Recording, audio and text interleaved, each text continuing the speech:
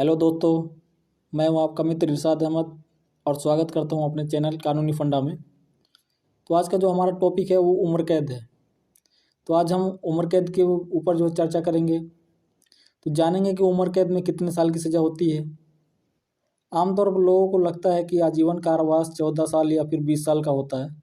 तो आपको हम बता दें कि यह सब गलतफहमी है। आजीवन कारावास का मतलब है कि सज़ा पाने वाला व्यक्ति अपने बचे हुए जीवन काल तक जेल में रहेगा। जब भी कोई कोर्ट किसी अपराधी को आजीवन कारावास की सज़ा सुनाती है, तो इसका यही मतलब है कि आरोपी अपनी अंतिम सांस तक जेल के जो चार दीवारी के अंदर सज़ा काटेगा। इस पर सुप्रीम कोर्ट ने भी अपने कई फैसले सुनाए हुए हैं, उनकी भी जजमेंट आई हुई है, जजमेंट उन्होंने दिया है। लोगों के मन में ये गलत धारणा इस वजह से बन गई है कि क्योंकि कई बार देखा गया है कि आजीवन कारावास की सज़ा मिलने वाले व्यक्ति को 14 साल या फिर 20 साल में जो है रिहा कर दिया जाता है। आपको बता दें कि इसके पीछे भी कुछ और वजह है। दरअसल राज्य सरकारें एक निश्चित मापदंड के आधार पर किसी व्यक्ति को सज़ा कम करने की सख्ती रखती हैं। यही वजह है कि हम कई बार ये सुनते हैं कि आजीवन कारावास की सज़ा काट रहा व्यक्ति 14 साल बाद या फिर 20 साल बाद रिहा हो गया। भारतीय दंड संहिता की धारा 55 और 57 में सरकारों को सज़ा कम करने का जो अधिकार दिया गया हुआ है।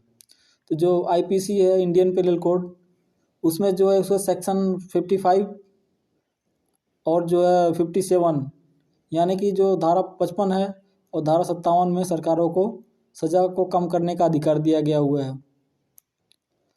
और लोगों को कन्फ्यूजन भी कुछ इस वजह से होता है, जैसे कि जो इंडियन पिनल कोड है यानी कि IPC की धारा 57 उम्र कैद की सज़ा के समय में संबंध में इस धारा के मुताबिक कारावास के सालों को गिनने के लिए इसे 20 साल के कारावास के बराबर गिना जाएगा। लेकिन इसका यह तो बिल्कुल भी मतलब नहीं है कि आजीवन कारावास का 20 साल तक ही होता है। अगर कोई गणना करनी हो तो ही आजीवन कारावास को 20 साल के बराबर माना जाता है। गणना करने की जरूरत तब पड़ती है जब किसी व्यक्ति को दोहरी सज़ा सुनाई जाती हो या फिर किसी जुर्माने को ना भरने की स्थिति में ज़्यादा समय के लिए कारावास में रखा जाता है। आजीवन कारावास या फिर उम्र कैद की सज़ा गंभीर अपराधियों को दी जाती है।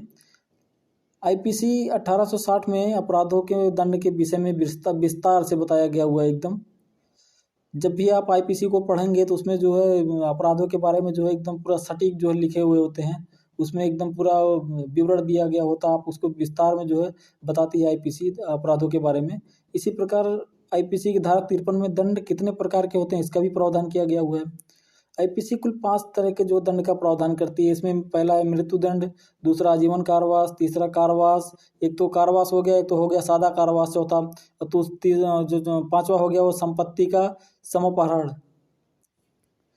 तो इस तरह जो 5 तरीके के जो है कारावास को जो दिया गया हुआ है। अब सरकारों को भी सजा करने का जो आदेश होता है, तो आजीवन कारावास का मतलब यही है कि जब तक अपराधी जिंदा है तब तक वह जेल में ही रहेगा, लेकिन सरकार इस सजा को कम कर सकती है। दंड प्रक्रिया संहिता 1973 यानी कि CRPC की धारा 433 के तहत सरकार को अपराधी की सजा को कम करने का अधिकार है। सरकार CRPC की धारा 433 के तहत इन 4 तरह की सजा को कम कर सकता है, जिसमें पहला सजाए मौत की सजा को भारतीय दंड संहिता 1860 का 45 के तहत किसी अन्य सजा के रूप में जो है कम कर सकती है। किसी भी अपराधी को अगर सजाए मौत की सजा जो है मिली है तो उसको जो है किसी अन्य जो सजा के बदले में जो उसको कम की जा सकती है। और दूसरा है आजीवन कारावास को, जो आजीवन कारावास की सजा को 14 साल के बाद जो जुर्माने के रूप में कम कर सकती है। तो जिस व्यक्ति को भी या फिर जिस अपराधी को जो आजीवन कारावास की सजा सुनाई गई है तो उसको 14 साल के बाद जो है जुर्माने के रूप में जो है कम किया जा सकता है। और तीसरा है कठिन कारावास की सजा को, तो कठिन कारावास की सजा को एक समय के बाद जुर्माने या फिर जेल के रूप में कम कर सकती है सरकार।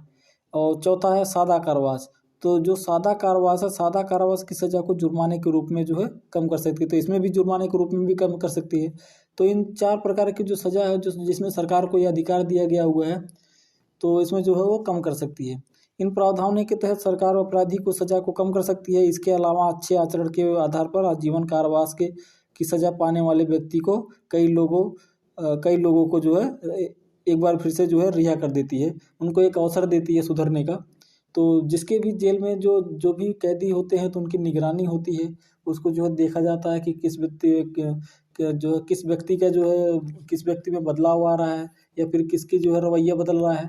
तो ऐसे में जो निगरानी होती है तो वहाँ पे देखते हैं, तो जो व्यक्ति जो है जिसका रवैया बदला हुआ होता है तो उसको जो है एक बार फिर मौका दिया जाता है सुधरने का। I hope you understand of my lecture. मुझे उम्मीद है कि आपको वीडियो समझ गए होंगे और जान गए होंगे कि जो है आपको उम्र कैद में जो है कितने साल की सज़ा होती है और क्या जो प्रावधान करती है और सरकार को जो है क्या अधिकार है। तो फिर मिलते हैं नेक्स्ट वीडियो में, तब तक के लिए जय हिंद।